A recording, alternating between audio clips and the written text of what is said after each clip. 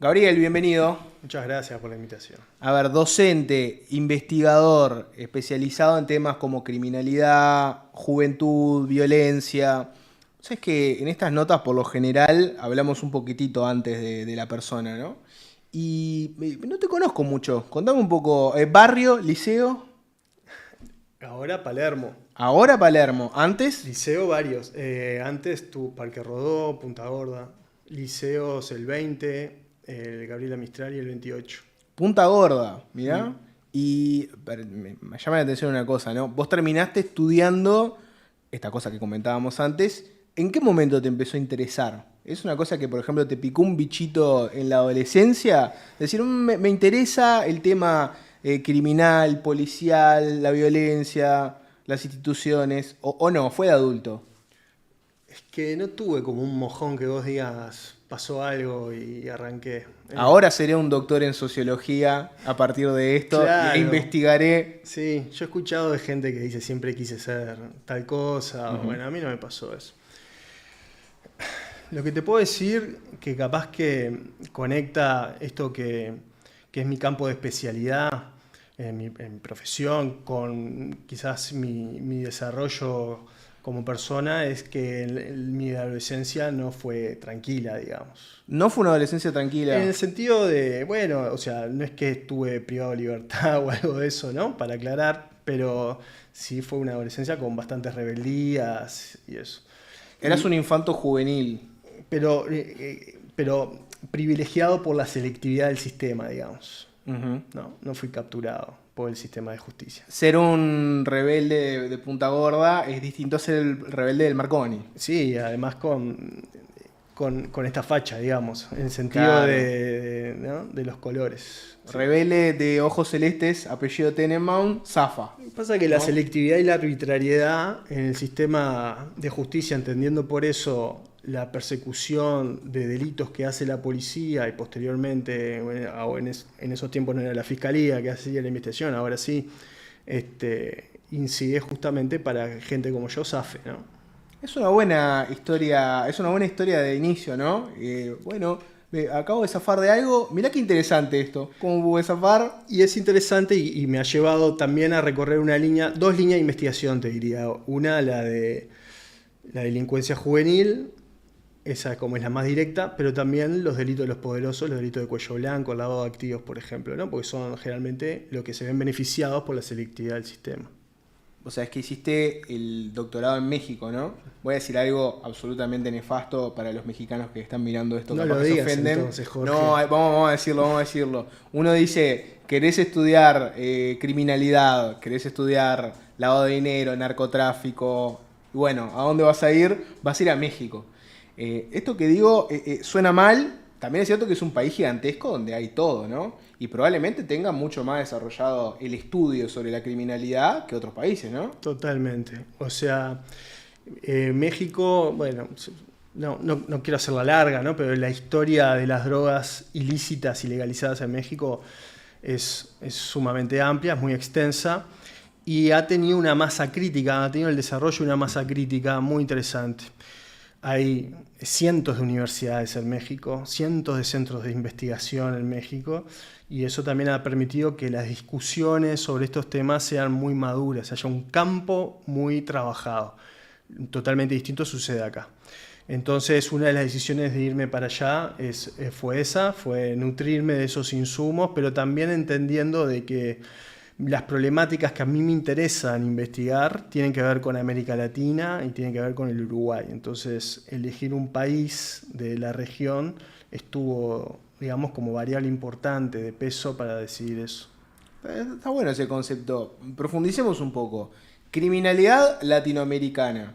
¿Es una cosa distinta a la criminalidad en Estados Unidos, en Europa, en Rusia? ¿No? Claro, ¿Podés decir, este tipo de criminalidad no hay en otros países? sí, ni que hablar.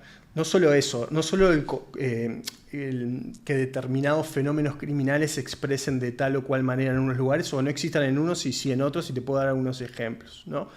Pero también existe algo que es muy importante para la investigación científica que tiene que ver con la construcción de categorías conceptuales para interpretar eso que estás observando. Entonces, por ejemplo, hay muchos errores que se cometen, a mi juicio, ¿no? De carácter epistemológico, sobre todo, en la construcción del conocimiento científico, aplicando categorías que pertenecen a otros fenómenos que no tienen nada que ver con Uruguay. Por ejemplo, la conceptualización de la mafia, que en realidad está muy sujeta a la Italia, sobre todo siciliana, esa es la mafia tal cual. Después, obviamente, hay nuevas vertientes, en fin, y nuevas exploraciones, pero se ata ahí. A veces se ha utilizado esa categoría para hablar de las maras del triángulo norte centroamericano, o sea, para hablar de El Salvador, Guatemala y Honduras. O sea, no. Entonces, hay un asunto ahí que tiene que ver en parte con la colonización del saber, ¿no? Que tiene, en este sentido, es la utilización de categorías conceptuales a fenómenos que son nuestros y hay que tratar de nosotros generar las conceptualizaciones necesarias para entenderlos, ¿no? Y por otro lado, esto de determinadas expresiones de fenómenos criminales. Nosotros en el Uruguay, el sicariato, por ejemplo, asociado al mercado de las drogas ilícitas, lo empezamos a conocer a partir del 2012, 2011 como tal, públicamente, y a entenderlo de esa manera. En México se desarrollaba muchas décadas antes. Entonces ahí tenías un fenómeno criminal que se expresaba de una manera en México y que acá, al menos públicamente y conceptualizado, no estaba, ¿no? Las narcomantas acá no existen, por poner otro ejemplo comparativo México-Uruguay.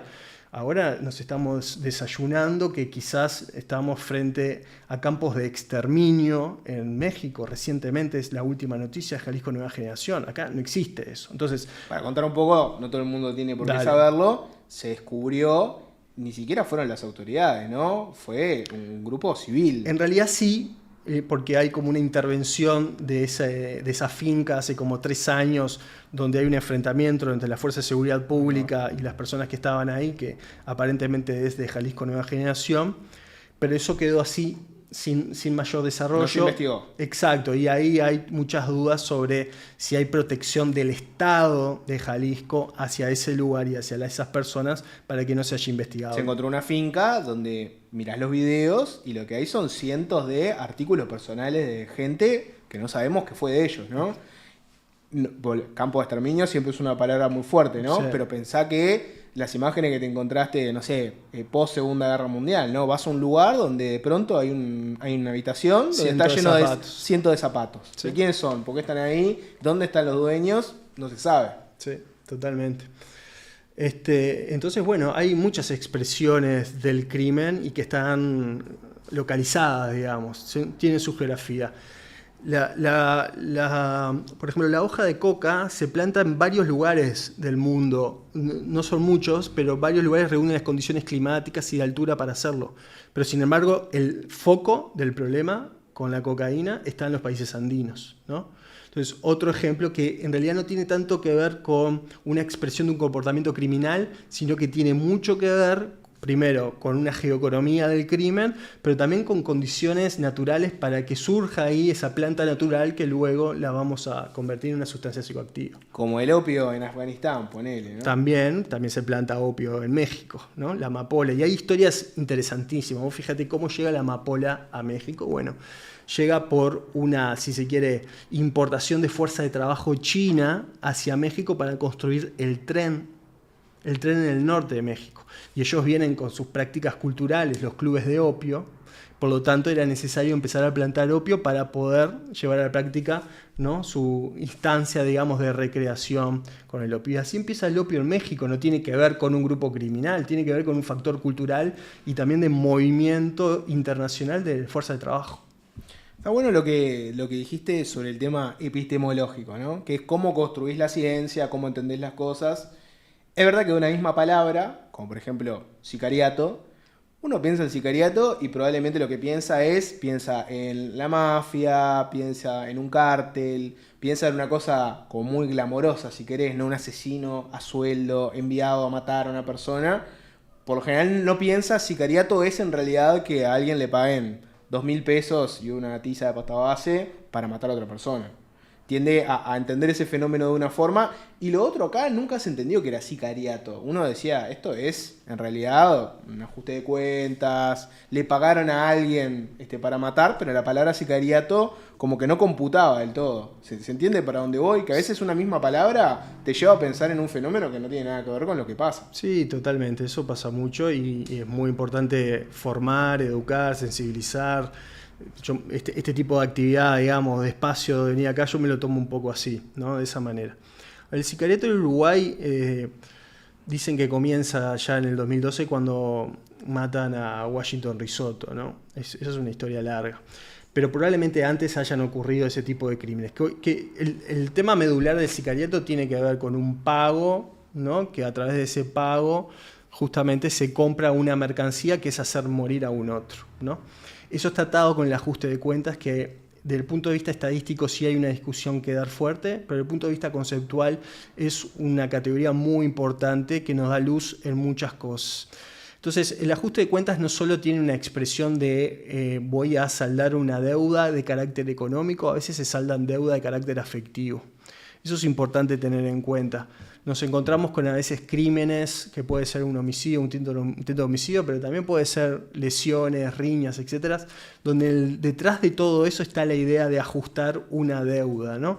Y acá se nos abre un mundo muy importante, digamos, con una categoría muy fuerte, que es la idea del endeudamiento, que nos atraviesa a todos, tanto en el régimen capitalista en el que vivimos, pero también en nuestras relaciones humanas, ¿no? No toleramos de que alguien tenga una deuda con nosotros, esa deuda sí o sí la vamos a cobrar, sea afectiva, sea de mercancía. Y ahí hay un quid muy importante, hay un problema muy importante, sobre todo cuando eso está enrabado con esta sociedad de guerreros, digamos, con esta sociedad donde hay un tipo de masculinidad que es la que ejerce violencia, que encuentra cierta legitimidad por sobre las otras, ¿no? Entonces, cuando estas dos cosas se juntan, la deuda, ¿no? Esta deuda que voy a sí o sí cobrar y yo voy a manifestar mi masculinidad a través de la violencia y es la forma que voy a encontrar respeto, integración y todo ese tipo de cosas, ahí tenemos como una bomba de tiempo y que en el ajuste de cuentas se expresa muy bien. Vamos a desgranar todo eso de a poquito. Te lo propongo así. Sé que yo conocí tu trabajo con Relatos de Muerte. Sí. Este libro, que es una investigación larga sobre homicidio, violencia entre jóvenes, y está ahí la discusión del concepto de ajuste de cuenta, ¿no? Sí. Eso que en los medios a veces nosotros llamamos ajuste de cuentas, y también se usa en el mundo policial, ¿no? Muy seguido, en realidad es un entramado mucho más complejo, ¿no? Hay pues, el libro para la gente está disponible, te lo puedes descargar. Abierto, sí, si googleas Relatos de Muerte, Gabriel Tenemo, lo vas a encontrar. Hay un testimonio, pues lo que tiene la investigación es mucho testimonio de personas vinculadas al medio. Jóvenes, hombres que están metidos en eso, pero también la familia, el entorno, el barrio, los vecinos, etc. Hay un testimonio de una docente que a mí me impactó, ¿no? El testimonio es, vos ves que los jóvenes están estudiando, en un momento matan a alguien, entran a la cárcel, pasan un tiempo, vuelven a salir, la familia del asesinado lo mata a él, el otro el otro de la familia va preso, y así vos ves que el salón de clases se te va vaciando de guachos que los viste crecer, los educaste, de pronto por esas deudas familiares empiezan a desaparecer, ¿no? Y es un poco el concepto que decías vos, de la deuda, ¿no? Bueno, cuando hay un hecho de sangre, a una familia le pasa de ver algo a otra. Ahondemos un poco en el ajuste de cuentas, ¿no? Es algo que en el libro problematizan. Sí. No es tan así, no es tan fácil como decir esto es un ajuste de cuentas y punto, ¿no? ¿Cuál es la crítica que vos le harías al concepto ajuste de cuentas? Bueno, acá hay que separar dos cosas. Por un lado es el camino de entender al ajuste de cuentas como una categoría que forma parte de un sistema de categorías que da luz a un dato estadístico. Esa es una discusión, ¿no? Que el libro da y es bastante crítico con ese uso del ajuste de cuentas. Por otro lado está el uso de carácter teórico conceptual que nos permite, nosotros entendemos, porque esto lo hicimos con un grupo de investigación, que nos abre la cabeza a entender cómo se expresan determinados fenómenos, ¿no? En este sentido, en el ajuste de cuentas, digamos, hay dos partes, evidentemente, una que tiene una deuda y la otra que siente, porque eso es importante decir, a veces es una cuestión de yo siento que tienen una deuda conmigo, ¿no? Entonces hay un activo y un pasivo, ¿no?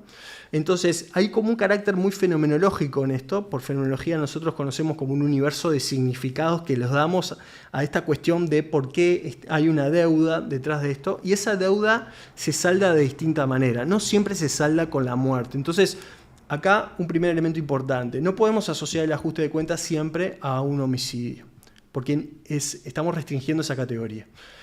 Hay veces que el ajuste de cuenta siempre se salda con el cuerpo, con la libertad o con la propia vida. Con la vida ya lo hablamos con el homicidio, pero con el cuerpo a veces que se salda el ajuste de cuenta, esa deuda, digamos, con el ajuste de cuenta. Y eso nosotros nos hemos encontrado con mutilaciones, por ejemplo.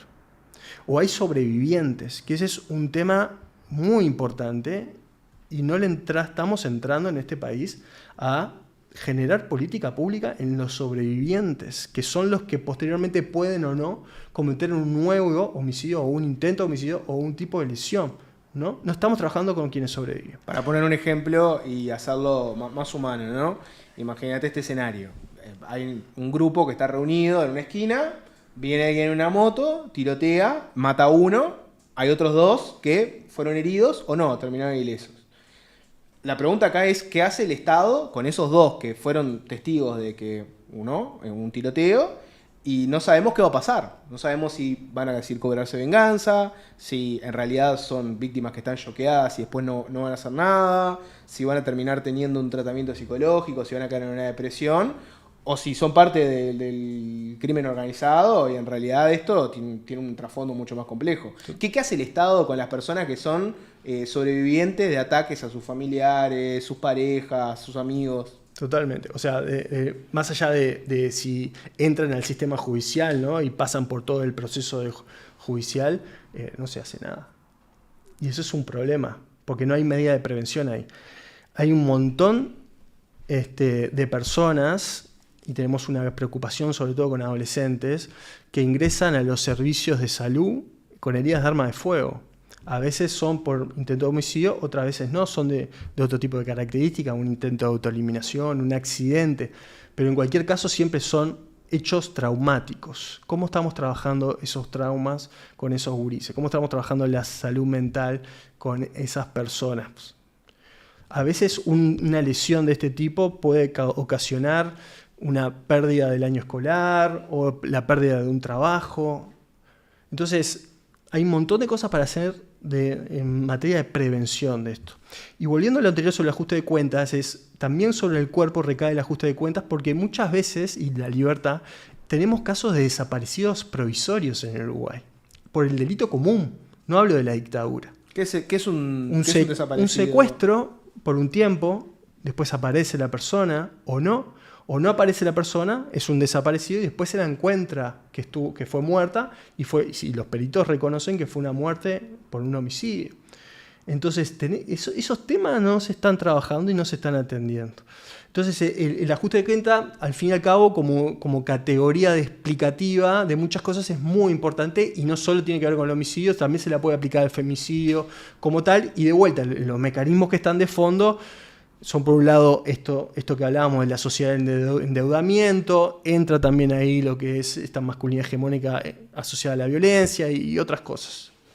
Hablamos un poquitito del tema de las mutilaciones, ¿no? Porque me parece que para mucha gente es una realidad que desconoce el Uruguay, ¿no? Uno pensaba en el delito uruguayo y lo que se imaginaba era, homicidios, rapiñas, hurtos.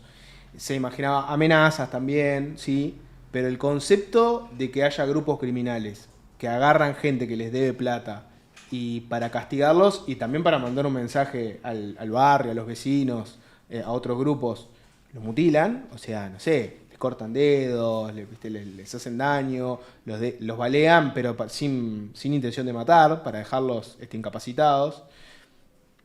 Hablamos un poquitito más de ese fenómeno que creo que mucha gente, no sé si se está enterando que existe, pero por lo menos se está alarmando por primera vez de algo que está hace un tiempo ya.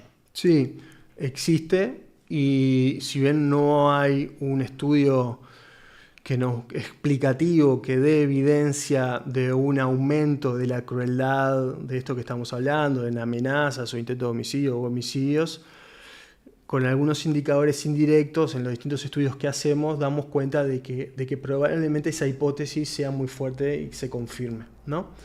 Ahí me parece que también hay que romper algunos sentidos comunes. Es verdad que a veces este tipo de prácticas es para mandar un mensaje a otro grupo o para intentar saldar una deuda. Todo eso puede estar presente, pero también hay que entender que actúan otros mecanismos que están por detrás de esto. Muchas veces hay que diferenciar acá los grupos delictivos. Hay algunos que son más organizados que otros. Y lo integran personas de distintos niveles educativos y de distinta profesión y distinta clase social. Hay grupos delictivos de cuello blanco, de cuello azul, de todo tipo. Cuando hablamos, ahora que la charla está yendo por ese lado, de grupos delictivos más o menos organizados o totalmente desorganizados, generalmente integrados por jóvenes y varones, muchas veces no tenemos frente a un actor racional. Un actor racional en el sentido de que haga una suerte de medición, no medición, digamos, tal cual, pero una razón, genera un razonamiento de oportunidades, de costos, beneficios, riesgos con cierta información. No tenemos eso. Tenemos otras búsquedas.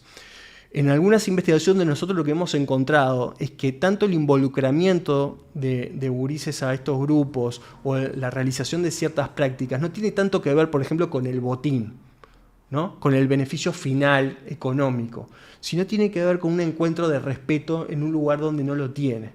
Digamos, los caminos normativos de la conformidad social, la educación, el trabajo, puede ser también el deporte, no son caminos por los cuales esas personas muchas veces van a encontrarse con esas metas de éxito que todos tenemos, o transversales a todos. Por esos caminos no las van a tener. Las buscan de otra manera, de manera no normativa, ¿no? Para obtener eso. Y a veces esas metas de éxito son de carácter simbólico, son de búsqueda de reconocimiento o hasta simplemente buscar estar integrado a algo. Y para eso hay que realizar ciertas prácticas bien reconocidas. Entonces vos fíjate lo siguiente, me parece muy interesante decir.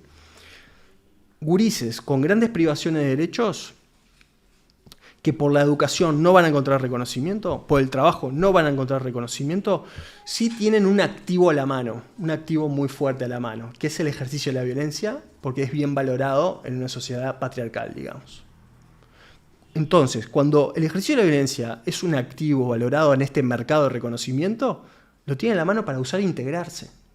Nos parece que esa práctica es de desintegración, pero es justamente lo contrario, es de integración social. Y eso lo hace mucho más difícil de desarmar el asunto.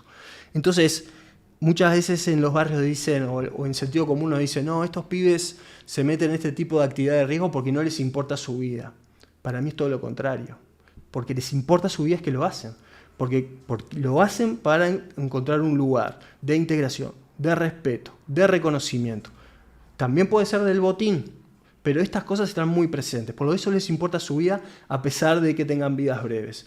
Entonces es lo que hace tan difícil este nudo.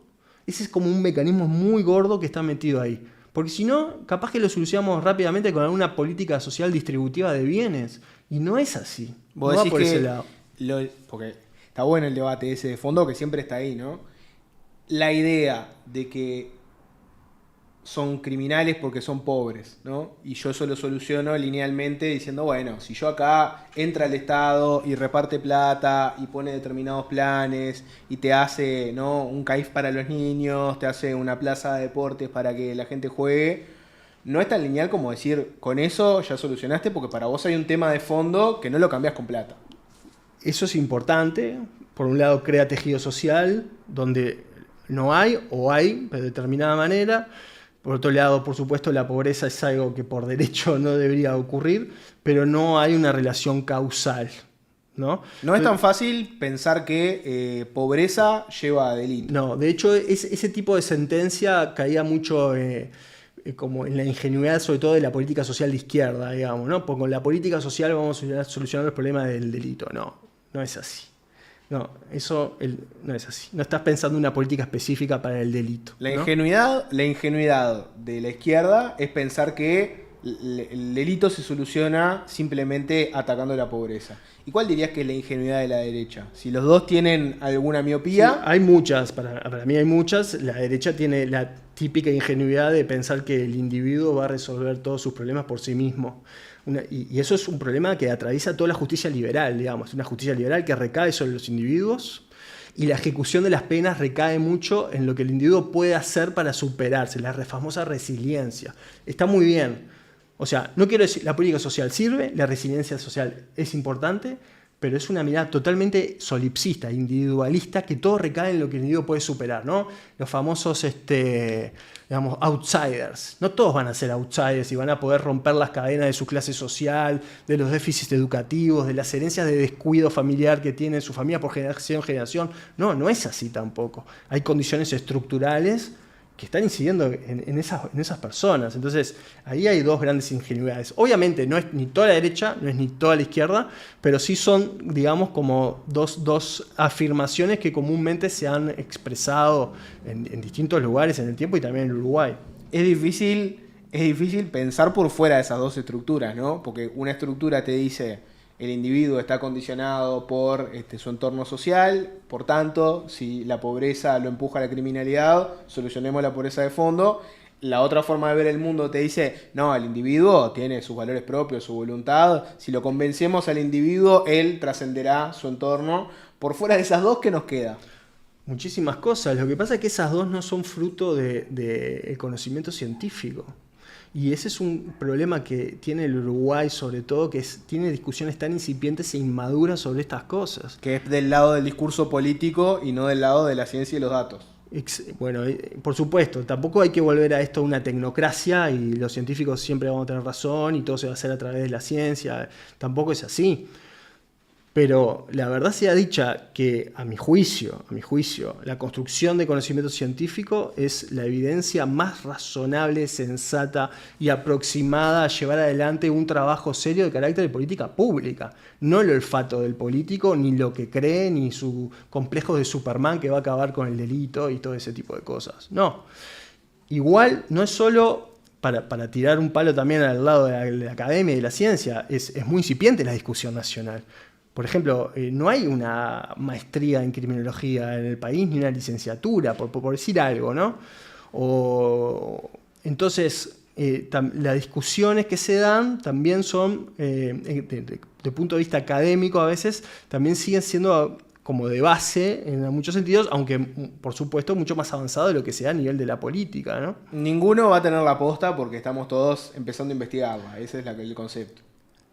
Bueno, tampoco es una cuestión de que recién estamos empezando, ¿no? Ya hay 2-3 décadas de que hay algunos estudios al respecto, cada vez hay más, por supuesto en otros países hay muchísimo más avanzado en eso, pero también hay que decir, y esto me parece que es algo que hay que romper también, es una falacia, la ciencia no es objetiva y reveladora de la verdad, la ciencia es una construcción y se construye con base en consensos de especialistas. Más en un fenómeno social, ¿no? Por supuesto. Que es la criminalidad. Por eso, entonces, esta idea del técnico objetivo es una idea de hace más de un siglo. El técnico sabio que baja del cielo y te dice Totalmente. La solución es esta, implementenla, políticos. Totalmente. Y lamentablemente eso se sigue viendo. Por eso digo, tampoco es el reino de la tecnocracia, pero sí, a mi juicio, la construcción de conocimiento que hace la ciencia es de lo más razonable que tenemos hasta el momento. Bueno, ahí me quiero meter en un tema, ¿no? Que vos has hablado mucho de cómo la criminalidad está fundamentada en cuestiones sobre la masculinidad. Usaste la palabra patriarcado hace poco. ¿Cómo encararlo esto? Mira, te lo propongo así, ¿no? Mucha gente que nos puede estar mirando dice, estamos hablando de criminalidad, de ajuste de cuentas, de homicidios, de amenazas a barrios enteros. Y acá viene un sociólogo a decirme, no, esto es por la masculinidad hegemónica, ¿no? Seguramente le choque, diga, ¿qué es esto? La masculinidad hegemónica, ¿qué tiene que ver con que a mí me roben o me rapiñen en la calle o tengan amenazado un barrio? ¿Qué tiene que ver la masculinidad hegemónica acá? Bien. ¿Qué le explicarías a una persona que parte desde ese lugar? Sí, por supuesto. No solamente este tema de la masculinidad hegemónica que pone por delante otro tipo de masculinidad al ejercicio de la violencia es explicativo del fenómeno criminal, pero es un elemento muy importante y creo que ya lo expliqué digamos, con lo que hablamos de ajuste de cuentas, pero puedo ahondar en eso perfectamente. Y para decir algo, hay estudios, historiadores del castigo por ejemplo, Peter Sperenburg, él estudió las peleas de cuchillos en el siglo XVII, en los Países Bajos, y te habla de el ejercicio de la masculinidad en estas peleas de cuchillos, de cómo actúan. Te habla de la genealogía del bastón, por qué se empezó a usar bastón las clases altas y por qué usaban cuchillo las clases bajas, el cuchillo para comer, que después lo usaban después, digamos, del boliche para pelear, el bastón como un elemento de defensa, además de estético, pero sobre todo de defensa para pelear con otros bastones o con esos cuchillos. Te habla de la masculinidad en el siglo XVII. Y hay un montón de grandes especialistas, David Matza, el siglo pasado, 1960, te habla de la angustia de masculinidad en el delito juvenil. O sea, en fin, ni que hablar la masculinidad como inciden los delitos de cuello blanco. Hay un montón de evidencia y literatura que hace añares nos hablan de cómo incide no solo en la criminalidad, la masculinidad hegemónica, sino en otro tipo de violencias que no son consideradas criminales y hasta algunas son socialmente aceptadas, ¿no? En relaciones de pareja o en el deporte, en fin. Entonces, eso está ahí presente. El asunto es cómo convencer, porque esto es claro, evidentemente, hacer una política pública hacia desarticular esto no es de la noche a la mañana, no es una medida inmediata. Son las medidas de largo plazo de carácter estructural, ¿no? Y que por supuesto está asociado a otro tipo de movimientos y de cambios que se tiene que dar en la sociedad, que no solo está vinculado con la criminalidad, pero sabemos que está presente. La mayoría de las personas que cometen delitos son varones, la mayoría de las personas que cometen delitos son varones jóvenes, no adolescentes, sí, pero sí varones jóvenes, ¿no? Entre 18 y 38 años más o menos. Entonces hay un fuerte componente de género y de generación que es para entrarle duro ahí, para entender un mecanismo duro que está metido con estas cuestiones. Es de qué manera vos vas a buscar encontrar tu identidad como joven. La tenés que buscar ejerciendo violencia. En muchos círculos eso está muy presente y es la forma de, por ejemplo, relacionarse con otros donde las relaciones de poder están muy presentes. Entonces hay muchas cuestiones que están en este marco para entrarle. Evidentemente que esto no vende electoralmente, no vende en una medida, una rendición de cuentas que se financie, pero la verdad está dicha de que hay un montón de evidencia, no lo digo yo, hay un montón de evidencia en todas partes del mundo de que este es un grave problema y no le estamos hincando el diente, para nada. Algo, me acuerdo en su momento, porque esta discusión nos dispara mil cosas interesantes, ¿no? Pero, ¿te acordás en su momento Mujica, que vino con el discurso ese de, miren que conseguir cosas, estar constantemente, el último par de campeones, la televisión grande, etcétera, miren que la felicidad no pasa por ahí? Fue su intento de intentar incidir, porque él entendía que la criminalidad también tenía que ver con eso, ¿no? Ahora, a la luz de los años, quedó medio naif, ¿no? Pero sí, él lo que buscaba era cambiar el discurso público, de decir, empecemos a mandar el mensaje de que esto no es conseguir plata y conseguir felicidad, porque estamos generando una generación que lo que dice es, bueno, si la felicidad es igual a plata y yo no voy a conseguir plata trabajando, entonces salgo a robar y voy a ser feliz. Claro, o sea, yo no quiero ser reduccionista, estoy hablando de algunas cosas, pero hay un mapa gigantesco, ¿no?, de dimensiones, de variables que explican comportamientos criminales. No es lo mismo estudiar un comportamiento criminal de lavado de activos que estudiar un comportamiento criminal de rapiña. Entonces hay una variante muy amplia, ¿no?, en todo esto. Pero sí es verdad, y eso también está estudiado, yo hago traducciones de esto que vos decís. El delito hedonista está muy estudiado y tiene que ver con la sociedad de consumo, ¿no? Esta idea de emular a las clases más altas que pueden acceder a determinadas mercancías y que nosotros no. Eso puede estar presente o no, pero no es lo único que está presente. Entonces, no se va a solucionar con un tipo de medida o con 2 o 3 y sobre todo como hacemos en Uruguay, focalizado y con un plan piloto con plata del extranjero. Porque acá la mayoría, cuando se trata de hacer, pongámosle, operativos de saturación social, es todo piloto y focalizado. Cuando son operativos de saturación policial, vamos con todo el estado penal, ¿no?, fuerte. O sea, tenés dos modalidades clásicas cuando pensamos en qué hace el Estado con el delito, ¿no? Una modalidad es lleno de policías un barrio, va la Guardia Republicana, cierran todo, mega operativo.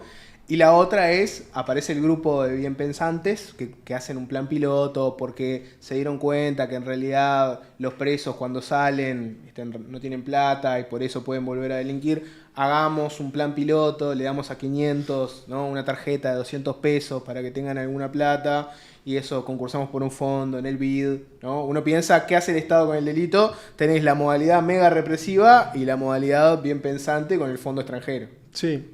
Un poco lamentablemente es así. Porque lo que pasa es que de fondo, lo bajo a tierra, ¿no? De lo que me decías vos antes. Está bien, seguramente vos tengas una persona que dice, yo en la vida puedo ser alguien o puedo ser nadie, ¿no? Y trabajando, rompiéndome el lomo y eso, probablemente sea nadie. Ahora, yo si quiero tener el mismo respeto que me gustaría tener, que no voy a llegar. Y bueno, si me vuelvo la persona que todo el barrio está pendiente de si yo mando un mensaje diciendo se quedan todos en la casa, hoy no sale nadie, ahí la gente me va a respetar. El tema es cómo le entras a eso, porque parece difícil convencer a determinadas personas de que esa no es la forma de vos hacerte un lugar en la sociedad. Totalmente, ahí tenemos pila de desafíos. Hay que entender lo siguiente, la educación formal ya no es ese motor de promoción social que era con mis padres o mis abuelos. No lo es, sobre todo para determinadas clases, clase media baja, clase baja. No lo es, no lo es. Y en términos de ventajas comparativas, tienen otros tipos de actividad que les reditúa más, les genera más rentabilidad cultural, también económica, aunque sean ilícitas, ¿no? Y ahí va lo tuyo. ¿Cómo competís con eso? Ese es el asunto. Entonces, pero ahí lo que hay que pensar y rediseñar y generar diversidad de caminos, porque tenemos una educación que es súper universal, ¿no? A todos le damos lo mismo y los estandarizamos. No es así. Hay que entender justamente los desafíos que tenemos con determinadas trayectorias de gurises que esa estandarización no le va. Pero vos tenés que competir contra justamente grupos que les dan mayor atractivo y los seducen de determinada manera. Vos, Estado, tenés que competir contra eso. Y ahí hay que rediseñar justamente las posibilidades normativas, hacerlas atractivas. Eso es un gran desafío. Me imagino que la habrás visto, pero vamos a hacer la pregunta. The Wire, la serie la viste, ¿no? Para mí es una tremenda serie, está muy buena, probablemente sea una de las mejores series. ¿Viste? Siempre en las listas esas de mejores series de la historia, siempre aparece The Wire. Tiene una temporada por distintos temas, ¿no? Y la cuarta temporada es sobre la educación.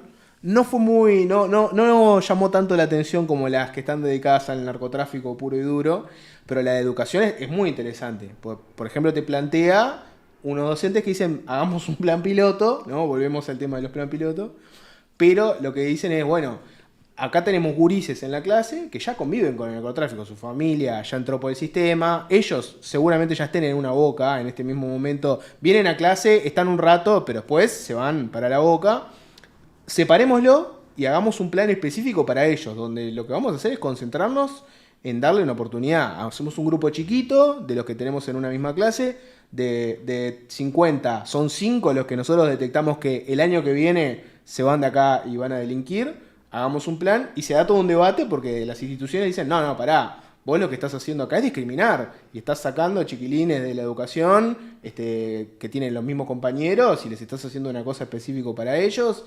No, ¿por qué estás haciendo eso? Está bueno el debate, porque viste que cuando planteas una cosa como la que decís ahora, mucha gente te va a decir, no, pará, todos tienen que tener los mismos derechos, esto de focalizar en gurises específicos, no me cierra. Es un debate interesante. Sí, bueno, para mí no hay debate, digamos. Todos tienen esa base es garantida para todos, pero de acuerdo a las necesidades y las posibilidades que haya, hay que generar determinadas acciones distintas. Yo ahí no comparto que haya un debate, para mí es así. Lo que también sucede es otra cosa. Cuando ponemos el foco en esta discusión en mercados ilícitos de drogas, la discusión de fondo es la prohibición. Esa es la discusión de fondo.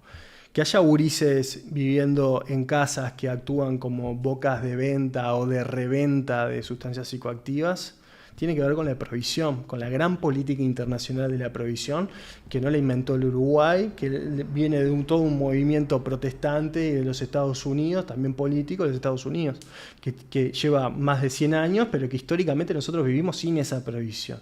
Entonces ahí hay una discusión de fondo que nos lleva hacia la regulación de sustancias, ¿no? Por eso me parece importante entender, digamos, empezar a ajustar capaz que algunos tipos de delitos, porque una cosa es una rapiña o un hurto que puede tener que ver con lo que se llama también técnicamente la curva de la edad del delito, ¿no? Que a veces hay, digamos, se cometen ciertos delitos que tienen que ver con esto que hablábamos al inicio, ¿no?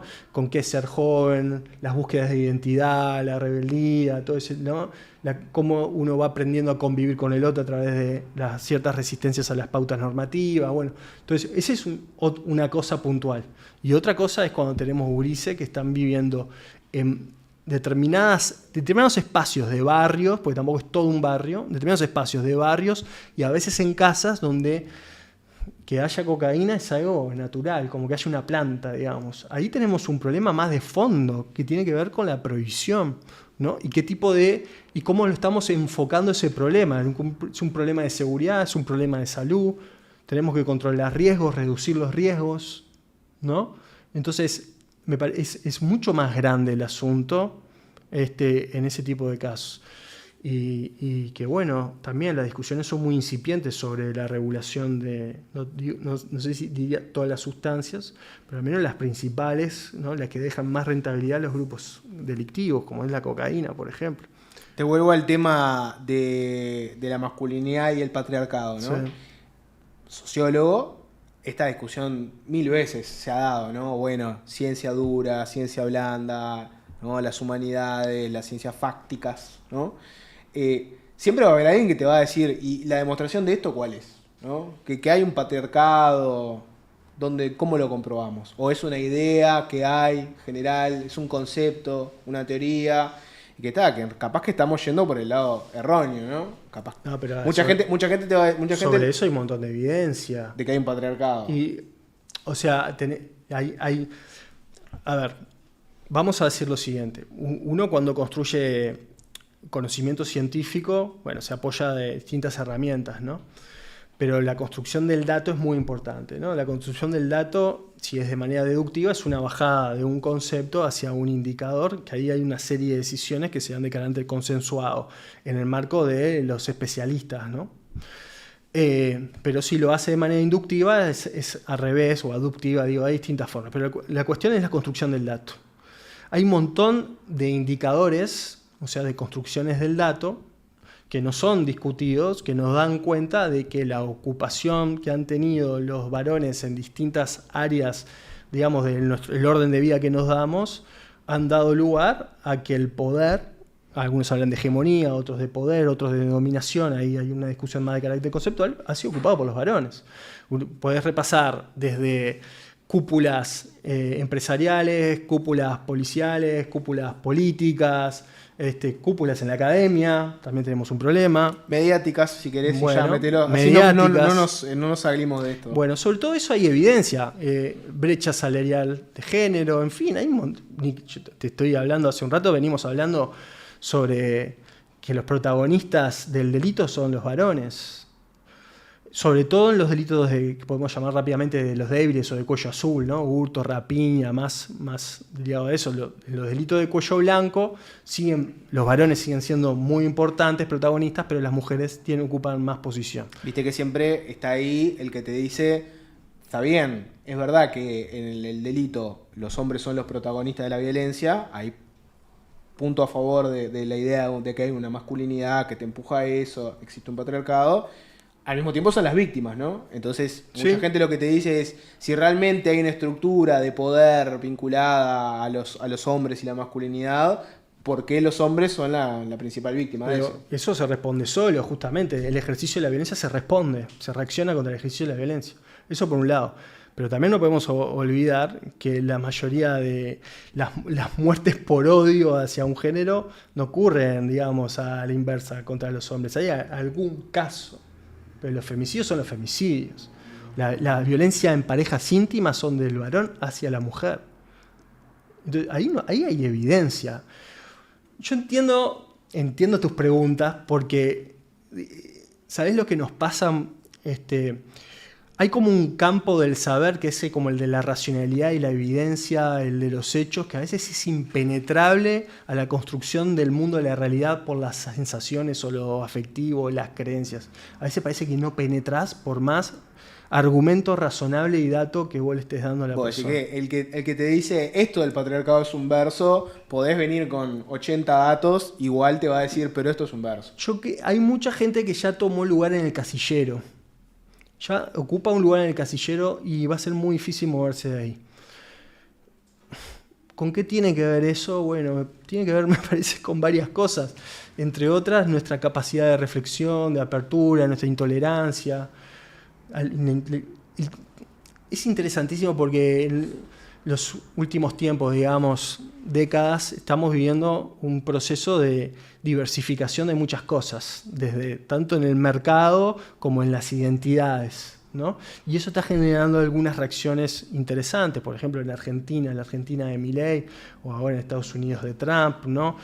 La cultura woke, ¿no? Y cómo se toma eso, que nace desde, si quiere, los movimientos de derechos y ahora lo toma la derecha para atacar, en fin, ¿no? Estamos viviendo un momento, a mi juicio, de cierta intolerancia a la pluralidad y a las diferencias, ¿no? Y que también tiene que ver con esto de los casilleros y la oportunidad que tenemos para pensar distinto y cambiar de opinión. ¿Qué problema hay de cambiar de opinión? Bueno, dale. Sí. No, porque, por ejemplo, por poner algo, ¿no? Rinden los programas de archivo, digamos, porque dejan en evidencia a alguien que puede ser, ¿no? Puede haber casos de que decía una cosa y después se desdice, pero lo hace a propósito por intereses. Pero también puede haber un cambio en el pensamiento. ¿Por qué está mal? ¿Por qué está mal? ¿Por qué lo acusamos? ¿No? Eso puede tener que ver con el sujeto de la modernidad. El sujeto de la modernidad se configura en la racionalidad, ¿no? La encuentro con una justificación racional que nos determina en tal lugar y yo me quedo ahí y no puedo salir de ese lugar estanco, ¿no? Para mí, cero academia, te doy mi olfato periodístico mediático. Porque lo veo muy seguido, porque vos por lo general llevas gente de distintos palos, haces entrevistas, ¿no? Después haces recortes, a veces opinás. Para mí es la construcción de identidad de la persona.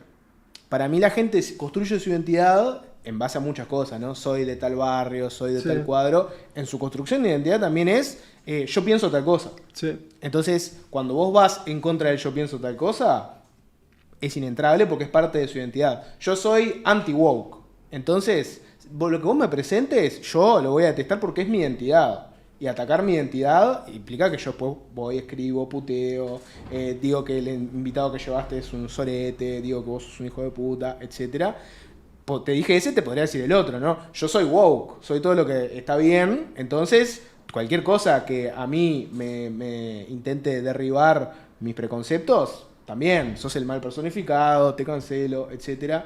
Yo creo que la gente a veces construye su identidad en base a, ¿no? Yo creo que esto es así. Sí, pero eso, si es tan duro de cambiar, es porque está atado a un plano afectivo emocional. Ahí vamos a lo psicológico, ¿no? A veces, me acuerdo, no sé, Diego González, el comunicador, bueno, a veces decía, bueno, cuando la gente te putea, en realidad es un reflejo de sí misma, de que está haciendo como una especie de cuestión emocional, ¿no? No es que yo me enojé por algo que vos dijiste. Es que yo estoy enojado con algo más profundo y vos sos ahora el que yo elegí para visualizar eso. ¿Se entiende? Que hay una cosa psicológica. No es que yo simplemente no creo en lo woke o soy woke. Es que adentro tengo unas cuestiones psicológicas que yo voy a exorcizar con gente más allá de sus argumentos, ¿o no? Sí, sí. Me parece interesante en ese sentido tener en cuenta no solo los contenidos de quien lo dice, sino su lugar de enunciación, el lugar que ocupa para sacar ese enunciado, ¿no?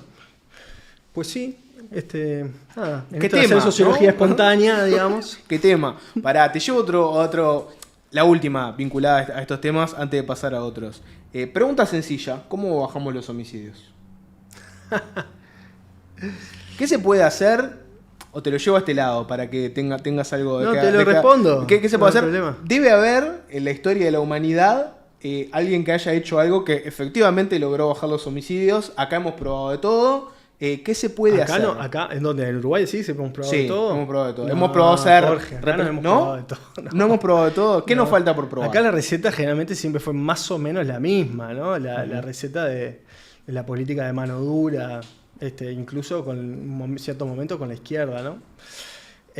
Con el Frente Amplio. Ok, ¿qué nos falta probar? Mira, bueno, lo primero que hay que decir es abrir el paraguas y decir, acá no hay recetas mágicas. Y es abrir el paraguas, pero es la realidad. La evidencia no tiene recetas mágicas, sino ya se estarían aplicando. Lo que sí tenemos es que los países como el nuestro, que tienen un problema asociado al mercado de las drogas ilícitas, pueden hacer varias cosas. Algunas no son para reconocer oficialmente en un discurso político o en un plan o en un tipo de medida. Y es generar mercados relativamente pacíficos. Entonces, para generar esos mercados relativamente pacíficos, vos tenés que hacer una suerte de gestión de territorios y también de gestión de mercancías, aunque sean ilegalizadas. Y la persecución penal, que por ley va a ser por igual a todos, sabemos igual que es priorizada, porque el sistema de justicia no va a perseguir todos los delitos por igual, no lo hace. Hay mucha desigualdad en la forma de perseguir los delitos. Entonces, vos deberías priorizar aquellos delitos asociados al mercado de las drogas ilícitas, que es un delito en sí, pero aquellos homicidios que generan esos grupos criminales.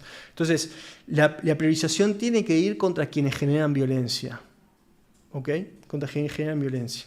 Y hacer entender a ciertos interlocutores de manera tácita, no directa, de manera informal, de que vos no vas a hacer una priorización de la persecución criminal contra ese delito si no se genera violencia. Detrás de esto hay un punto de partida de entender de que el prioricionismo ha sido una política que ha fracasado, que no nos ha llevado a ningún lado y que ha incrementado la violencia. Pero la ley te dice que vos tenés que perseguir ese delito. Pero entre el prohibicionismo y la ley, los ejecutores de eso, quienes motorizan eso, priorizan y mandan mensajes a quienes desarrollan actividades delictivas. Déjame terminar esto para que se entienda bien. Todas las sociedades tienen delitos que son tolerados, un montón de delitos. Y seguramente muchos hemos participado de ellos de una u otra manera. El contrabando en Uruguay, por ejemplo, es un clásico. Comprar un producto en una feria que proviene del contrabando, seguro estás ayudando a lavar dinero, del chiquitaje, pero estás ayudando a lavar dinero. Y eso es ciertamente tolerado. ¿Por qué lo toleramos? Por varias cosas, pero entre otras, ese tipo de delito lo toleramos porque baja los precios, digamos, a productos, da acceso al consumo a personas que no podían tener el mismo acceso al consumo si los precios fueran más altos, genera felicidad, si se quiere, en la gente, de una manera utilitarista de verlo, y lo toleramos eso. No toleramos al gran contrabandista que le genera competencia al que labura en el mercado legal, digamos, pero sí toleramos ese tipo de delitos más chicos, si se quiere, más de los débiles, ¿no? Entonces, con este entendimiento, ¿no? Por ejemplo, con base en el acceso al consumo, lo toleramos. Con base en que el prohibicionismo nos ha hecho muy mal desde el punto de vista ético, desde el punto de vista de la violencia, de la salud, hay muchas dimensiones que el prohibicionismo ha traído consecuencias nefastas para nuestras sociedades. Sin embargo, está la ley que nos dice que tenemos que perseguir, pero como el sistema es selectivo, vamos a ser selectivos en la persecución de ese delito. Entonces puede haber un intercambio de sustancias, determinadas sustancias, no puede ser todas, pero puede haber determinado intercambio de sustancias a cierto nivel en el mercado doméstico que lo podemos llegar a tolerar si vos entendés que eso es un modelo de negocios y por lo tanto la violencia no te sirve. Acá hay muchas cosas, necesitas encontrar interlocutores con cierta madurez y entendimiento de que acá hay un negocio, ¿no? Vos podrás tener, desde el punto de vista filosófico y también científico, de que el prohibicionismo ha sido muy negativo, por esto, lo otro, no sé qué. Eso se tiene que encontrar de alguna manera, no de manera directa, porque ya podríamos caer en impunidad, corrupción, etc., pero sí de manera informal. Eso ha pasado históricamente. Pasa ahora en Rosario, es clarísimo que eso se da en Rosario, pasa en Capital de Buenos Aires, provincia de Buenos Aires, ha pasado en Chicago en los años 20, 30, El Salvador es otro tipo de modelo. Son todos distintos tipos de modelos donde hay acuerdos, a veces hay pactos. Esa es una forma directa de bajar los homicidios. En tanto, lo principal es la vida. Vos tenés que proteger la vida. No tanto el mercado como tal, digamos, por supuesto. Pero lo más importante, a mi juicio, desde el punto de vista ético, es la vida. Entonces, vos lo primero que tendrías que preocuparte es por bajar los homicidios antes de perseguir a los criminales que te generan homicidios, a veces por esta misma persecución. Te hago una pregunta ahí, ¿no? Porque en espíritu yo comparto muchas de esas cosas. Y si lo pensás en abstracto, vos sabés que el prohibicionismo no va a caer. Sabés que hay un entramado internacional que es muy difícil. Vos, el día de mañana, si querés ir contra eso, se te va a caer fuerte, ¿no? Tenés temas con instituciones financieras. Legalizar la marihuana ya fue un parto. Es muy difícil que esa plata termine en el sistema formal, porque después cualquier banco que acepte, yo tengo mi negocio de marihuana, quiero estar bancarizado, imposible si querés tener una banca internacional. O sea, el prohibicionismo es muy difícil tocarlo, vos podés elegir qué seguís, ¿no? ¿Qué perseguís? Y puedo compartir el espíritu de vos agarrás y decís, si yo veo a alguien parado en una esquina y no está haciendo nada, no está rapiñando, hurtando, no está matando a nadie, y bueno, esa persona siga ahí, siga. Ahora, si yo veo que aparece alguien muerto, el Estado cae con todo.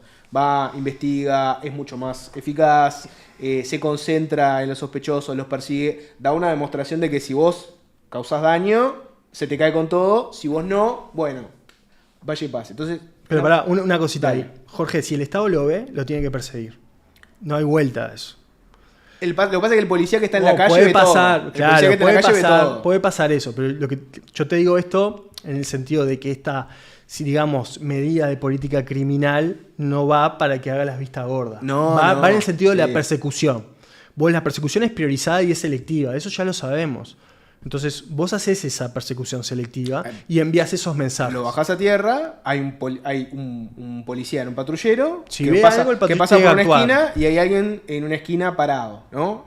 Ese policía tiene un instinto, sabe que si para ahí, a una persona que no está haciendo nada y le dice date vuelta, te voy a revisar, va a encontrar algo, puede no hacerlo y puede elegir gastar su tiempo en otra cosa, ¿no? Puede agarrar y decir, si esta persona no está haciendo nada en esta esquina, mi foco está en otro lado. Si no está haciendo nada, no está haciendo nada. Pero si hay algo sospechoso que lo tiene que parar, eso no hay vuelta. Sí. Salvo que esté en un operativo o tenga otro tipo de directiva de sus jefes y eso, ¿no? Ahora, lo que te decía es, yo en espíritu comparto mucho ese enfoque, me nace esta pregunta, ¿no? Que voy a ver cómo te la formulo. Vos podés bajar los niveles de violencia si haces eso, es decir, si como Estado vos perseguís los delitos más violentos y los otros que tienen que ver más con el mercado de los estupefacientes, capaz que no tanto, si no son violentos. Ahora, ¿no tenés el riesgo ahí de que vos encontrás un actor, ¿no? Como decís vos, maduro, ¿no? Y te dice, está bien, manejemos esto como si fuera un negocio, bajemos la violencia, hagamos la plata, vendamos lo que tengo que vender y ya está. Ese actor potencialmente también es mucho más peligroso desde otro punto de vista, ¿no? Porque ese actor maduro dice, bueno, está bien, manejémoslo como un negocio. Yo hago mis cosas, hago plata, esa plata la canalizo, la voy a lavar, voy a comprar propiedades, voy a empezar a infiltrar gente en la policía, en el Poder Judicial, me voy a hacer más poderoso, voy a financiar campañas políticas, voy a conseguir influencia, y ahí vos generaste un estado paralelo, ¿no? Y como vos dijiste, yo voy a tolerar esto mientras que no haya violencia, capaz que terminás en un momento aceptando que haya una persona que ya te pasa a otro nivel de crimen organizado.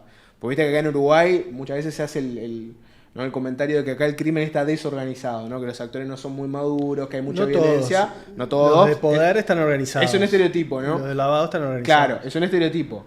Sin embargo, si vos tuvieras un crimen organizado real, fuerte, vinculado al nivel de la calle, que restrinja la violencia, pero que decida, bueno, pero entonces llegué para quedarme, no tenés esa posibilidad de que vos justamente le diste una mano a que se perpetuara más. Está perfecta tu pregunta. Ahí hay dos cosas. Esas consecuencias negativas, la lista de consecuencias negativas que mencionaste, ya existen, ya pasan. Pasan con el previsionismo y pasan con esto que te dije, que no, esta medida que te dije que no está ejecutada. ¿Tá? Eso ya ocurre. Después esta medida hablamos de un primer paso, ¿no? Yo entendí que tu pregunta era bajar los homicidios medio de forma inmediata, con un impacto inmediato. Era la pregunta, sí, todo bien. Porque evidentemente vos acá tenés que hacer un montón de medidas, ¿no? Esa no va a ser la única. Vos, por supuesto, si ese individuo comienza a fortalecerse y a corromper actores, vas a tener que caerle. Por eso yo digo, la mirada gorda no la vas a hacer. No podés hacer nunca la mirada gorda. Podés elegir. Está cometiendo otros delitos y vos le deberías entrar por esos otros delitos. ¿Está? Pensemos en el caso de Al Capone, ¿no? El tema de la evasión fiscal, si querés una cosa así. Sí, bueno, el alcohol, hay muchas cosas ahí. También había mucha protección por parte del Estado, ¿no? Eso pasa, digamos, también. Acá el concepto de protección es muy importante, porque los mercados ilícitos son pujantes como son, porque hay cierta protección de actores del Estado, hasta a veces normativos. Nosotros, sobre todo generado en los 70s y en los 90s, construimos una arquitectura normativa financiera muy proclive para el lavado de dinero. No es que se hizo intencionalmente para eso, pero colaboraba mucho con el lavado de dinero. Y hasta hay discursos de intelectuales liberales de la época que hablaban de generar justamente una plaza financiera flexible al capital internacional. Entonces el Estado de alguna manera protegía que venga capital no sucio, pero sí se colaba. Ahora nos metemos en ese tema, pero para cerrar la idea, vos lo que decís es, el riesgo de que vos tengas un crimen más organizado y más desarrollado, ya lo tenés hoy y además tenés la violencia, ¿y cuál sería el otro argumento como para decir, no, mirá que la idea de que el Estado elija, ponga foco en unas cosas sí y otras no va a llevar a un crimen más organizado y más poderoso? No, por un lado sí va a llevar, porque vos para tener un interlocutor que te permita pacificar un territorio necesitas a alguien pensante y que lo consiga con un modelo de negocios, y se va a fortalecer en ese sentido. El espíritu que está por detrás de eso, que es el mío, es la regulación. Entonces yo, desde mi punto de vista, eso a mí no me molesta desde el punto de vista ético si no genera violencia, porque yo estoy a favor de la regulación de ciertas sustancias. Hay que ver de qué tipo de organización estamos hablando y todo eso, ¿no? Entonces a mí no me genera un problema eso. Sé que es ilegal hasta el momento. Yo estoy en desacuerdo con que sea ilegal, ¿no? Entonces, pero en cualquier caso, todo esto hablamos de cierta primera fase. Después vos tenés que procurar que, si bien lo necesitas organizado y ciertamente maduro, no crezca, no corrompa, no genere otro tipo de delitos, ¿no? Vos sabés que también que probablemente no, va a terminar lavando, digamos, ese sujeto, ¿no? También los podés perseguir por ahí. Y a priori, la persecución por el lavado de dinero no genera violencia. Genera violencia económica, porque le genera un daño económico a la persona, pero no genera violencia física. Entonces también hay medidas para tomar que no son la típica de cerramos un barrio y hacemos sentir la presencia del Estado y después nos vamos y las cosas vuelven. Bien, vamos a meternos un poco para ir cerrando en esos temas, ¿no? Tenés los protectores del capital y vendedores de cuchillos, ¿no? Libros donde te metiste, junto con otros autores, en el lavado. Y vendedores de cuchillos tiene una cosa que para mí es fenomenal, que es ya el nombre te pauta un debate ético, institucional, de valores, todo lo que quieras. El concepto es el siguiente, ¿no? Yo soy un herrero, hago cuchillos. Cuando una persona usa mi cuchillo para cortar el churrasco, no pasa nada, está bárbaro. Cuando una persona los usa para meterle una puñalada a otro, también está mal, ¿no? No, también está bárbaro. Está mal para la sociedad, está mal para la sociedad. Para el herrero no. Ahora, a mí, por haber hecho un cuchillo, ¿me tienen que perseguir? Cambiale cuchillo por sociedades offshore y ahí tenemos el debate planteado, ¿no? ¿Me está preguntando? Y bueno, me parece que el título es muy entrador por ese debate, ¿no? Sí, por supuesto que hoy generamos una institucionalidad donde podemos canalizar plata. ¿La canalizamos bien o la canalizamos mal? Mira, Jorge, ya, y te lo contesto rápido. La persona que va a buscar lavar dinero de sus ganancias criminales, digamos, va a recurrir a quien ya sabe que le va a lavar el dinero. No cae en alguien que vaya a saber cómo va a reaccionar. Hay información subterránea, digamos, información que circula, hay actores que son los indicados, especialistas indicados, para hacer ese tipo de tareas de legitimación de activos espurios o sucios. O sea, en el mundo del crimen organizado, ¿no? se sabe que fulano, mengano, sultana, son gente que si vos querés lavar plata, anda con ellos. Claro. Además de eso, los sujetos obligados del sistema financiero, no financiero, justamente, están obligados a realizar estudios de debida diligencia, conocer a los titulares de los fondos, el beneficiario final, la actividad que generó eso de dinero, no pueden omitir eso. Entonces, ese tipo de estudios, puede haber excepciones, deberían arribar a sospechar, no estoy diciendo que lo condenes, a sospechar y hacer un reporte al Banco Central. Pero esas cosas no ocurren. Son muy pocos los casos de reporte de operaciones sospechosas e inusuales del Banco Central que sirven después a una causa judicial. Ese es otro indicador que te dicen, los que quieren lavar, van con las personas que saben que le van a lavar. El que nunca encuentra nada sospechoso, ¿no? Claro, llama la atención, ¿no? A veces no es por estigmatizar o condenar a sectores o personas, pero hay cosas que llaman la atención, digamos. El gran movimiento de capital que hay en la construcción. Y son tan bajos los reportes de operaciones sospechosas, pero tan bajos que te los cuento con los dedos de mis dos manos, en 15 años, Jorge. Y son miles de millones de dólares. Hay cosas que llaman la atención. Entonces, esto tiene que ver con percepción de riesgo, con sensibilidad, con que la gente entienda que esto es un grave problema. ¿Por qué es un grave problema? En América Latina tenemos suficientes casos de cómo el crimen organizado termina deslegitimando, desacreditando a el sistema de partidos como el orden que nos damos en la sociedad, como el orden de representantes que nos damos en la sociedad, que terminan debilitando las instituciones democráticas y republicanas. Empiezan a cobrar relevancia los autoritarismos para enfrentar este tipo de fenómenos como el fenómeno Bukele. Entonces, estamos ante un grave problema y nos cuesta hacer entender, a veces hasta a los propios sujetos obligados, de que el lavado de activos genera mucho daño. Cuesta hacer entender a los vendedores de cuchillos de que los cuchillos que elaboran, las estructuras societarias, por poner algo, derraman sangre.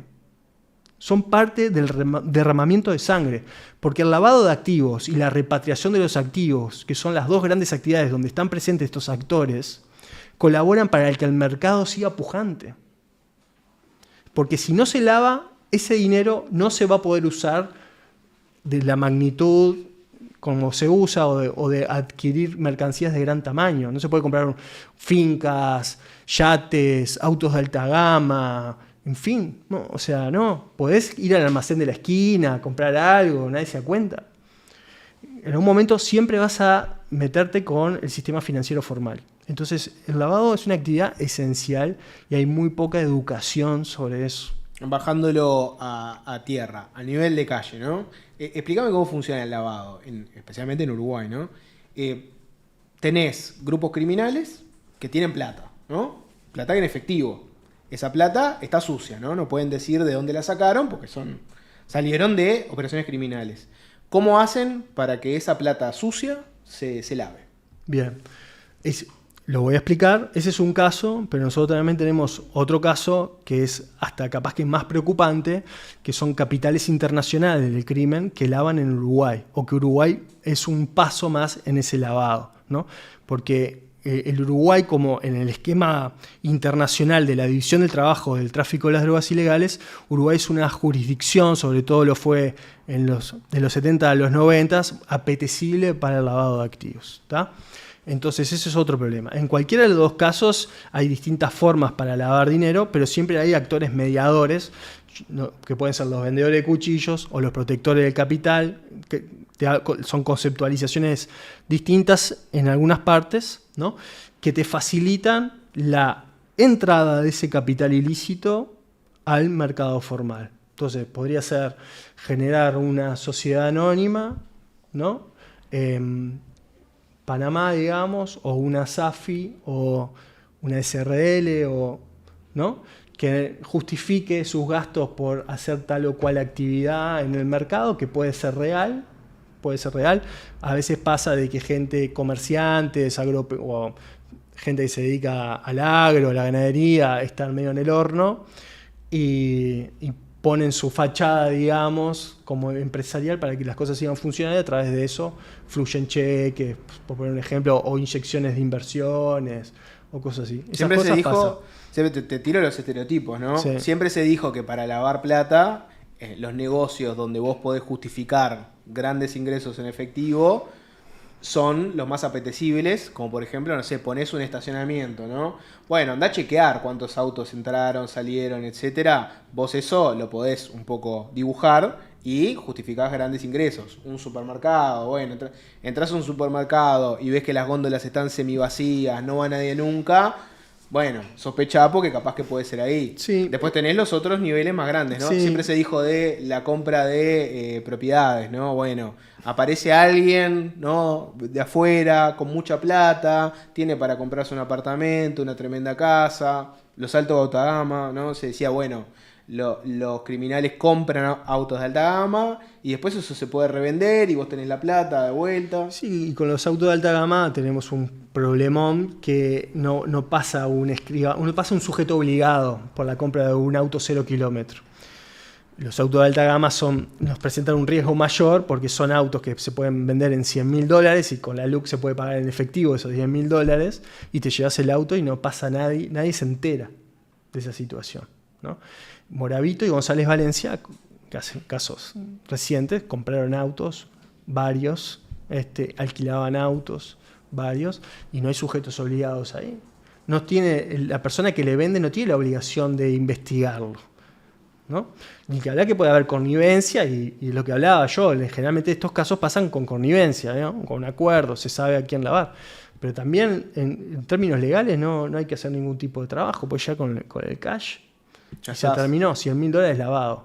Entonces, Y lo otro es lo que decías vos de que existen casos donde en realidad no es tanto que un criminal que quiere lavar plata recurre necesariamente a una persona especializada en ese tema, sino es que detectan, por ejemplo, a alguien que está en un mal momento financiero, puede ser, por ejemplo, hemos visto mucho empresario agropecuario que está en un mal momento financiero, entonces vienen y te ofrecen, mirá, si nosotros usamos tu negocio como fachada, vos te llevas esta cantidad de plata.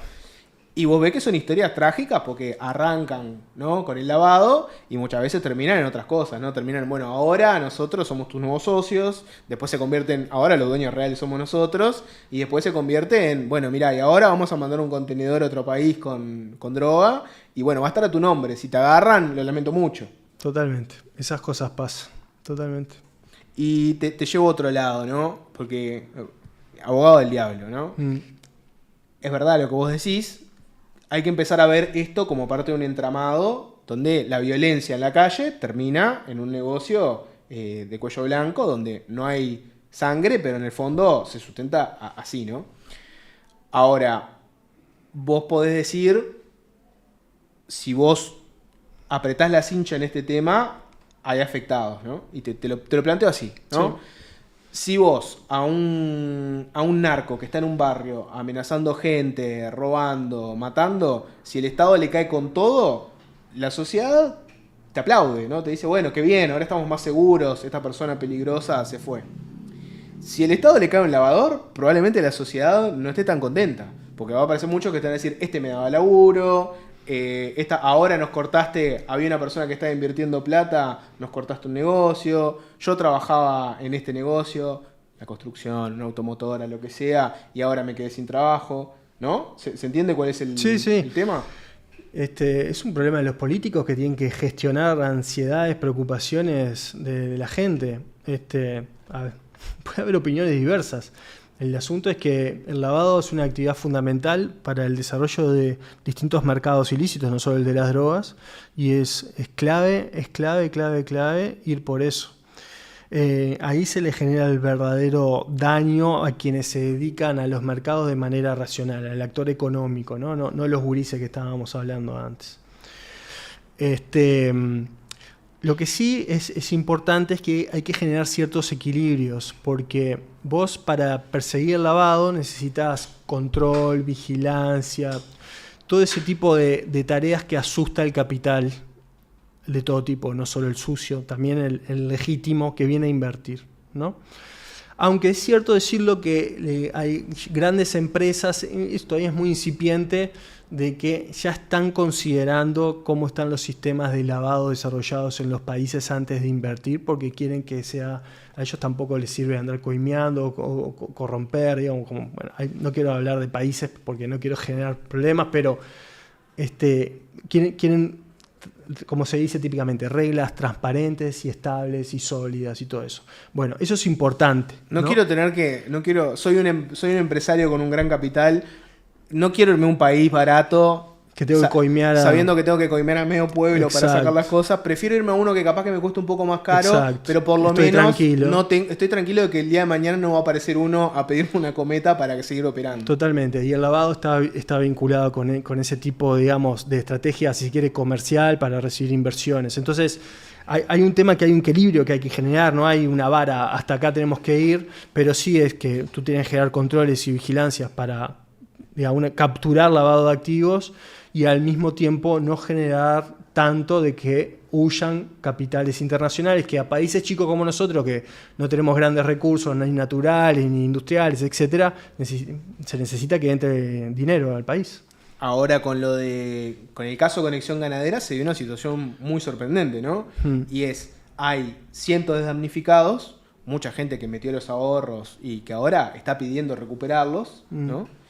Y después tenés un tema de que los propios abogados te dicen, seguramente aparezca mucha gente legítima que puso sus ahorros y que quiere recuperarlos, va a haber mucha gente que no se va a presentar acá. Claro. Y que es gente que puso plata en este negocio y hoy no puede decir absolutamente nada, porque si va a quejarse, tiene que explicar de dónde sacó esa plata. Y hay gente que se va a bajar y no va a ir a pedir nada porque no quiere tener que dar esas explicaciones. Sí, todo depende. Acá hay muchas aristas.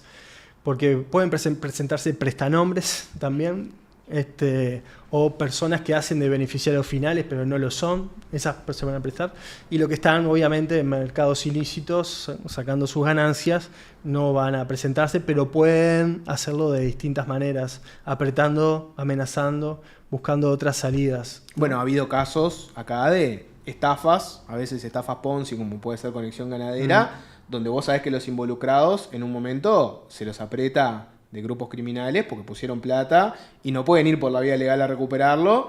Y ahí los estafadores se dan cuenta que no es tan fácil como hacer un delito de cuello blanco como te metes acá. Porque cuando vos estafás a un criminal, a un narco, el cuello blanco rápidamente puede pasar a ser otra cosa. Sí, sí.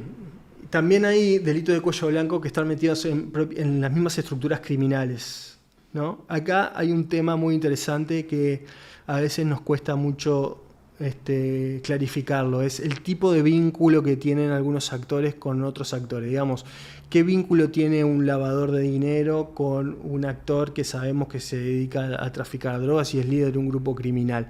¿Es un vínculo que es parte de la estructura? ¿Es de la nómina?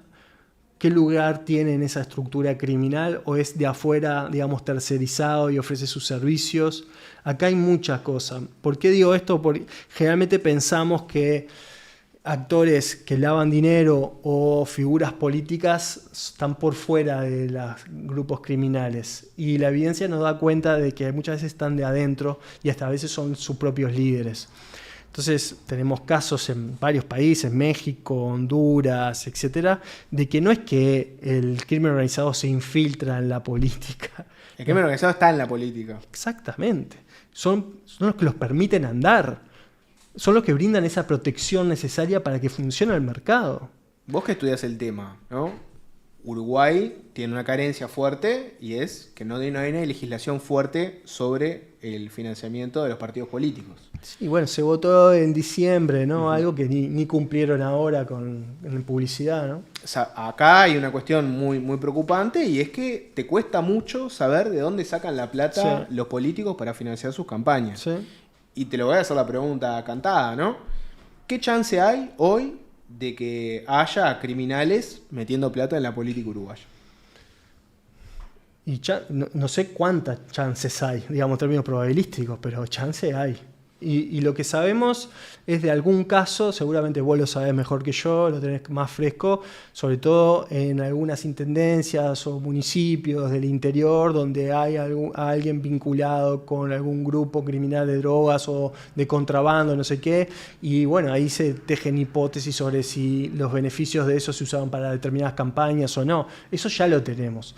En la alta política, hasta el momento no tenemos como un gran caso público. No tenemos mucha forma de chequear tampoco, que es el gran problema. Sí. ¿Por qué es que los Y políticos también les a cuesta veces los tanto políticos eso? no lo saben, pueden no saberlo, se pueden venir de otro lado. No te lo van a decir nunca, pero su lógica es, yo acepto plata. Si viene de fulano, mengano, sultano, yo no estoy chequeando. La misma lógica del vendedor de cuchillos, ¿no? De repente aceptan plata sin saber de dónde viene y sin preocuparse de eso. ¿Y por qué pensás que los políticos son, por lo menos acá, ¿no? Son tan renuentes a explicar de dónde sacan la plata para las campañas? ¿Por qué no quieren más transparencia? No lo sé. O sea, no diría a todos los políticos, ¿no? Me consta que hay personas que les preocupa este tema, el financiamiento de los partidos, cómo se vincula el crimen organizado con la política y con la sociedad. Hay grandes preocupaciones, pero digamos, sí, el resultado final es el que vos decís. Al fin, no se hacen grandes acciones y no hay transparencia en esto.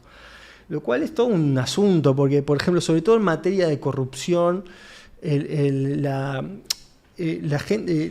vos generás inhibición o disuadís en los otros mediante el ejemplo. Sobre todo el ejemplo del gran empresario, el ejemplo del gran político. Y no tenemos esos ejemplos. Hemos tenido varios casos en la política de grandes empresarios donde nos dan justamente contraejemplos de sentido de lo que deberíamos hacer. Y eso es un gran problema, un gran problema. Bueno, si desde la política vos no ponés leyes transparentes para decir de dónde sacás la plata, después, ¿cómo le vas a pedir a un empresario? Vos hacé lo que yo no hago, ¿no? Sí. Es difícil. Total. Y la última de este tema, porque venimos hablando de cómo se canaliza la plata de acá, ¿no? De los grupos criminales de acá. Este periodista, Hugo Alconada Amón, Sí. lo habrás escuchado, ¿no? Porque estás en este tema. Este periodista, Hugo Alconada Amón, que es especializado en corrupción, es argentino, lo que decía es, los uruguayos nos dicen, los argentinos somos todos corruptos, nosotros tendremos que decirle, los uruguayos son lavadores. Ustedes lavan la plata de la corrupción nuestra. Y lo que decía era, a Uruguay no le decimos la Suiza del Sur porque hacen chocolate, porque son el gran cofre Ford, ¿no? De toda América del Sur. Si los grupos internacionales quieren lavar plata, saben que Uruguay tiene las condiciones para hacerlo. ¿Para vos seguimos siendo un país donde viene la plata sucia de otros lugares del mundo a lavarse? Bueno, o sea, más allá de esas afirmaciones como deterministas, en términos relativos es así. No, el Uruguay históricamente ha querido atraer la riqueza argentina. De hecho, hasta a veces hay que pensar al Uruguay y a la Argentina no como dos jurisdicciones distintas en términos económicos. Digamos, políticamente hay fronteras, pero en términos económicos es todo como un área económica en sí misma. Entonces vos fíjate que las AFI, la historia de las AFI, que la mayoría de la gente las ancla a los 90, en realidad son del final de los 40. Valleverres buscando atraer riquezas argentinas que querían salir del peronismo. Esa historia de riquezas argentinas tratando de escapar de la Argentina por políticos es hasta hoy en día. Con los Kirchner pasaba eso. Macri buscó traer esos capitales. O sea, eso es histórico. Es histórico. Entonces esta idea de que en Argentina se van las riquezas, los grandes capitales, a veces por desvíos de obra, desvíos al fisco, o a veces también puede ser por el crimen de otros crímenes organizados. Eso es así, ha pasado históricamente. Ahora, nuestro país, desde como 2003 más o menos, empezó a generar acciones, también por todo un movimiento internacional, en especial, hay que decirlo con todas las letras, digamos, los atentados del 11 de septiembre cambiaron muchas cosas, entre otras cambiaron la búsqueda de financiamiento del terrorismo y eso está muy vinculado con el lavado de activos. Entonces, en el año 2003-2004 el Uruguay empezó a incrementar sus controles, instituciones, la vigilancia con el lavado. y después cuando vino el gobierno de Frente Amplio, sobre todo el primer gobierno, empezaron a dar varias medidas que buscaron como controlar varias cosas que estaban sucediendo en el país. Por ejemplo, se terminaron las AFIs, por ejemplo, se flexibilizó el secreto bancario, pero el sistema financiero en sí, como tal, como atractivo al capital internacional, sigue estando. No es que se fue, no es que se eliminó y se reformó, pero se hicieron un montón de cosas, ¿sí? Hay que decirlo, de 2003-2004 hasta la fecha, un montón de cosas que empezaron como a hacerlo más hermético y más difícil para utilizar con lavado. Después vino... El libro tuyo lo que plantea es que se hicieron cosas, pero muchas veces son como 1, 2 o 3 pasos atrás de lo que hace el resto del mundo, ¿no? Sí, no todo el resto del mundo, porque hay mucha hipocresía, ¿verdad? En realidad, muchas veces se actúa por amenazas, ¿no? Las famosas listas grises, negras, la OCDE de Estados Unidos, el Uruguay actúa, vienen las evaluaciones, el Uruguay actúa. Generalmente es así. Pero también, o sea, muchos países de la OCDE tienen jurisdicciones dentro de sus países que son offshore, digamos. Hay estados de Estados Unidos que son eso, ¿no? No sé si es Delaware. Delaware, pero después tenés, digo, un montón de colonias de muchos países europeos potentes. Todas las islas que fueron ex colonia o son colonia hoy en día, mirá, montón. Sí, hoy en día ya son chistes, ¿no? El dinero lo quieren ellos, no quieren que se escape. No se sabe cuánto mueve el lavado de dinero. Hay alguna estimación. La estimación que más se repite es que mueve entre el 2,5 y el 5% del PBI anual del mundo. Entonces, es muchísimo dinero. No es que los países desarrollados quieren perseguir el lavado, quieren que no se lave fuera de donde están ellos. La construcción de Miami como ciudad turística, digamos, de primer nivel internacional, etcétera, está muy vinculada con el lavado de dinero. Ahí no pasó nada. En fin, digo, hay muchas historias al respecto. Entonces, hay mucha hipocresía en todo esto, mucha hipocresía. Sin embargo, a pesar de esa hipocresía, el lavado de dinero que ha montado estructuras urbanas, etcétera, ha perjudicado gravemente a nuestras sociedades, sobre todo democráticas. Entonces es fundamental su persecución. En el Uruguay, entonces, lo que nos pasa, tenemos un grave problema, y es que, te contaba, después vino la LUC flexibilizó algunos controles que son muy importantes, tener en cuenta. Entonces estamos en un momento que, a pesar de esa flexibilización, seguimos estando bien en la mayoría de las cosas a nivel normativo, pero nos falta músculo. Es un delito al que le falta músculo, le falta también gente capacitada. Entonces, las estadísticas que tenemos oficiales en materia de lavado son muy escasas, porque a ese músculo, a esa falta de capacitación, también le falta la percepción de que acá hay un riesgo real y es importante perseguir este crimen. Eso te elevaría la estadística. Entonces uno podría pensar, no, mira, acá se lava poco, mira la estadística, son poquitos casos. No, pero lo que pasa es que la estadística responde a la capacidad estatal de perseguir ese delito. Entonces no es que no tenemos un problema con el lavado. Entonces, con Vendedores de Cuchillos, ese libro que hicimos con Ricardo Gil y Daniel Espinosa, y Protectores del Capital, que es el libro que lo hice solo, una de las cosas que tiene es tratar de mostrar de todos los casos de lavado que hemos tenido en nuestro país y a los que se le ha hincado muy poco el diente, y la gravedad de las consecuencias que genera.